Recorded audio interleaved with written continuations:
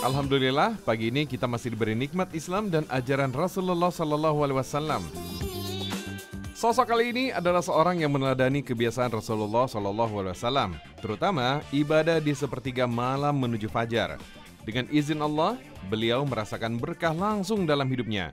Di usia hampir setengah abad, beliau tidak pernah sakit, meski memiliki aktivitas yang padat dan ekstra. Masya Allah. Pejuang Langit, alhamdulillah saya sudah sampai di Pasuruan nih, tepatnya di desa Kalianyar, Pak ya. Iya. Saya sudah bersama dengan Pak Zainuddin. Pak Zainuddin ini seorang pengusaha udang dan ikan bandeng, Pak ya. Iya. Pejuang Langit, inilah kegiatan sehari-hari dari Pak Zainuddin. Di tambak seluas 9 hektar, setiap pagi beliau turun ke tambak untuk proses pembersihan atau panen udang dan ikan miliknya. Masya Allah.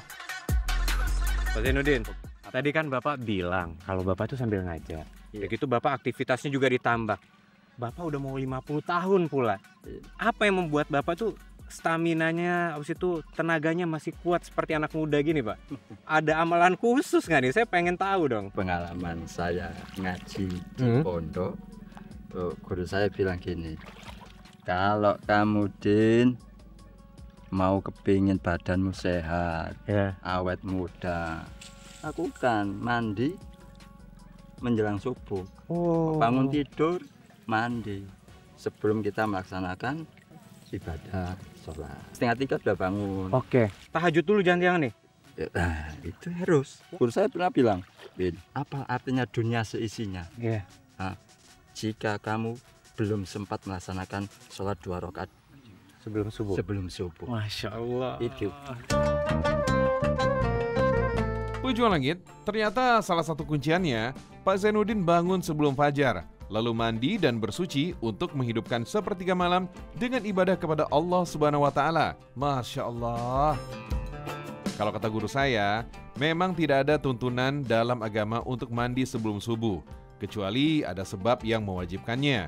Meski begitu, secara medis, mandi pagi itu banyak manfaatnya. Suhu air yang sejuk bisa bikin organ tubuh lebih sehat dan metabolisme lebih baik.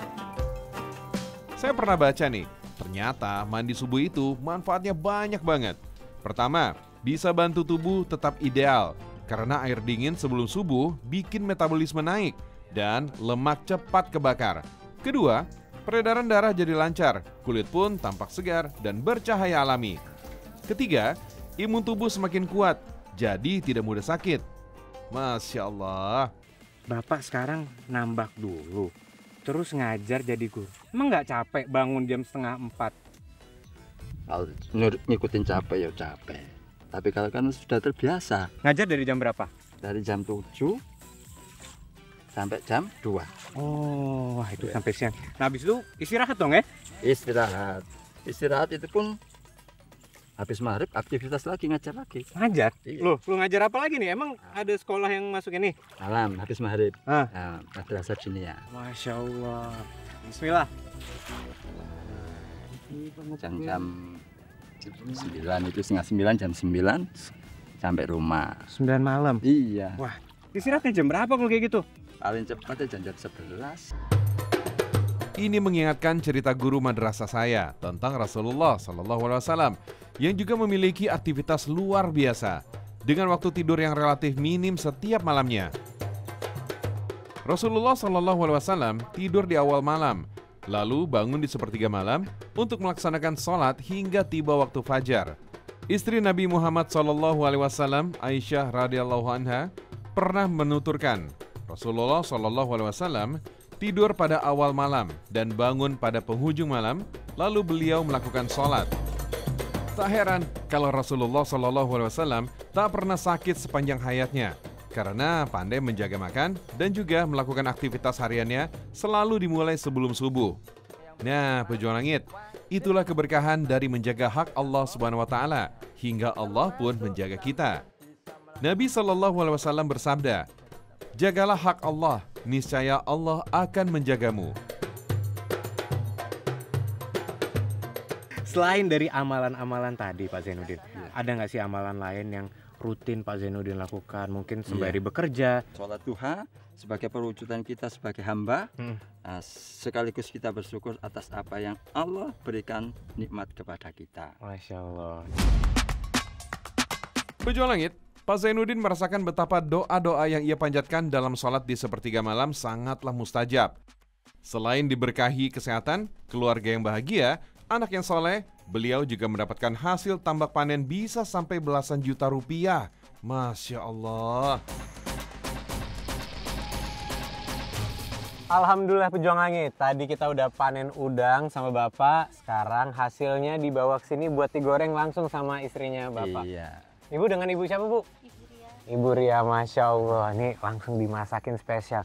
Nah, ini yang sudah matang. Nah, ini nih. Ya, mari. Wah, Masya Allah. Lihat nih, seger banget warnanya, aromanya nih kalau Pejuang Langit bisa cium nih, wah.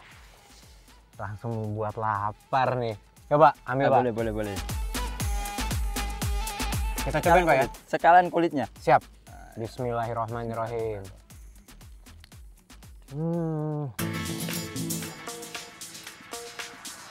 Alhamdulillah, betapa nikmatnya makan hasil panen sendiri. Apalagi kalau dimasakin Bu Ria, istri Pak Zainuddin. Bukan hanya pandai memasak, Bu Ria juga rajin menghidupkan amalan ibadah di sepertiga malam. Masya Allah. Bu, kan tadi Bapak sempat cerita katanya rutin bangun subuh. Itu Ibu diajakin nggak bangun subuh? Pastinya. Qobliyah subuh ya. Pejuang Langit, sudah menjadi kebiasaan rutin Bu Ria untuk melakukan ibadah di sepertiga malam. Kebiasaan yang sudah dilakukan sejak dahulu membawa keberkahan. Terbuktilah Ibu Ria menemukan pasangan hidup yang juga rajin beribadah. Wah, inilah hidup yang kita semua impikan. Memiliki pasangan yang dapat menjadi partner beribadah kepada Allah Subhanahu wa Ta'ala bersama. Anak yang pertama sudah selesai dari pondok juga. Oh, pondok juga. Ya. Alhamdulillah. Ini lulus ini anak yang kedua ini rencananya juga mau pondok. Nah, langsung sejak dini anak diajarkan setiap hari, ditontonkan giat-giat dan diajak hal-hal yang baik. Diajak ke masjid, Wah, Masya Allah. diajak ngaji. Siap. Itu. Loh, Ya. ini siapa? Anak Bapak? Anak saya. Sakib. Sini. Wah, ini jagoan ini ya. Sini. Wah, halo. Ya, Tang- sorry. Maaf ya kalau kotor ya. Wah, Syakib umur berapa? Umur 12. 12. Sekarang Iya. kelas berapa? Kelas 6 mau lulus. Wah. Mau lulus, siap nanti mondok. Wah, mantap. Keren ikutin jejak Iya. Bapak, Pak ya. Iya.